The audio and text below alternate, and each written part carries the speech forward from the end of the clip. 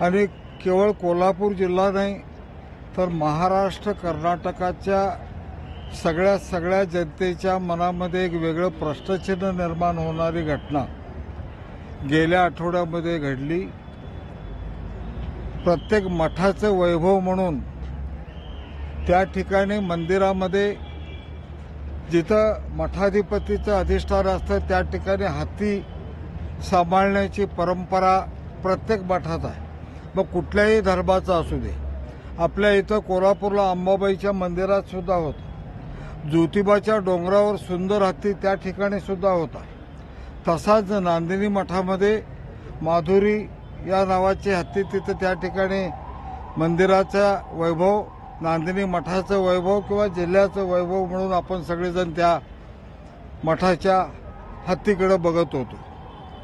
पण काही प्राणीमित्रांनी त्या हत्ती मठात सांभाळला याच्या विरोधामध्ये न्यायालयात धाव घेतली।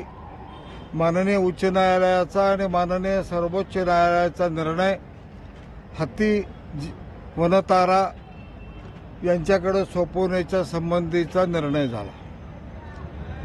त्या संबंधीच्या प्रतिक्रिया अतिशय तीव्र जनमानसामध्ये उमटल्या आणि त्या प्रतिक्रिया आज या नांदणी ते कोल्हापूर महामोर्चाच्या माध्यमातून प्रतिक्रिया उमटलेल्या आहेत। हजारो म्हणत लाखो लोक आज रस्त्यावर आहेत।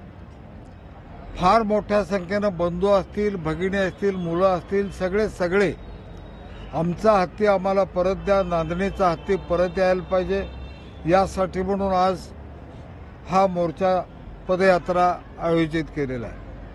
त्याच्यात भावना फक्त व्यक्त करण्याच्यासाठी हा पदयात्रेचा कार्यक्रम हा कुठल्या पक्षाचा कार्यक्रम नाही, कुठल्या धर्माचा कार्यक्रम नाही, कुठल्या समाजाचा नाही। हा जनमानसाच्या उत्स्फूर्त भावना व्यक्त झाल्यात, त्या व्यक्त करायच्यासाठी हा पदयात्रेचा कार्यक्रम आहे आणि म्हणून त्याच्यामध्ये फार मोठ्या संख्येने जनता जमा झालेली आहे। या मोर्चाचं नेतृत्व कोण करत नाही, ह्या मोर्चाला कोण पुढारी नाही, सगळेच आपापल्या परीनं या मोर्चामध्ये सहभागी झालेत। प्रत्येक गावागावात लोक येऊन झुंडीच्या झुंडी बंधू भगिनी सहभागी व्हायला लागलेत आणि बघता या पदयात्रेला महापदयात्रेचं स्वरूप प्राप्त झालं। ह्याच्या लोकांच्या भावना एकच आहेत। आमच्या इथं नांदणी मठामध्ये आज हत्ती आहे का? शेकडो वर्षापासून मठाची परंपरा आहे, तिथं हत्ती आहे। राजे राजवाड्यांच्याकडे हत्ती होते, आजही आहेत, वेगवेगळ्या मठामध्ये हत्ती आहेत। मग सगळ्याच मठाची ही परंपरा खंडित करायची आहे का? धार्मिक भावना सगळ्यांच्या दुखवायच्या आहेत का?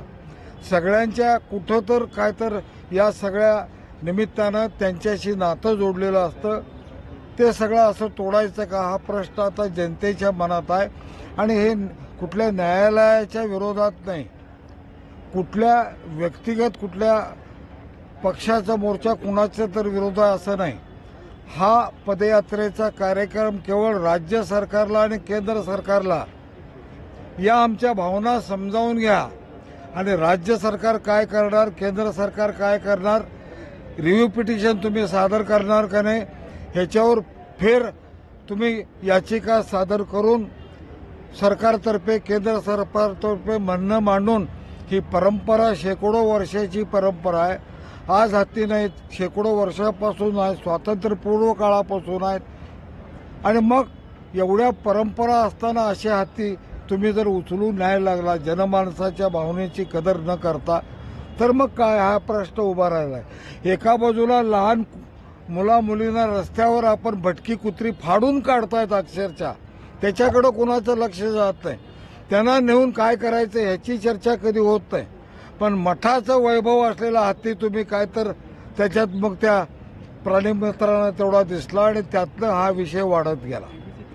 आमची विनंती आहे राज्य आणि केंद्र सरकारला, तुम्ही जनमानसाच्या भावना समजावून घ्या आणि माननीय सर्वोच्च न्यायालयामध्ये राज्य सरकार केंद्र सरकारनं त्यांची बाजू काय मांडायची ती त्यांचं काम आहे, त्यांनी रिव्ह्यू पिटिशनमध्ये काय सांगायचं ते त्यांनी करावं, पण आमची हत्तीनं आम्हाला आणून द्यावी याच भावना सगळ्यांच्या आहेत। म्हणून हा सर्वपक्षीय सर्वधर्मीय हा पदयात्रेचा महापदयात्रेचा कार्यक्रम या ठिकाणी झाला आहे आणि त्याची नोंद माननीय सन्माननीय मुख्यमंत्र्यांनी घेतली आहे. त्यांनी या सगळ्या घटनेचं बारकाईनं त्यांचं लक्ष आहे, माहिती घ्यायला लागलेत.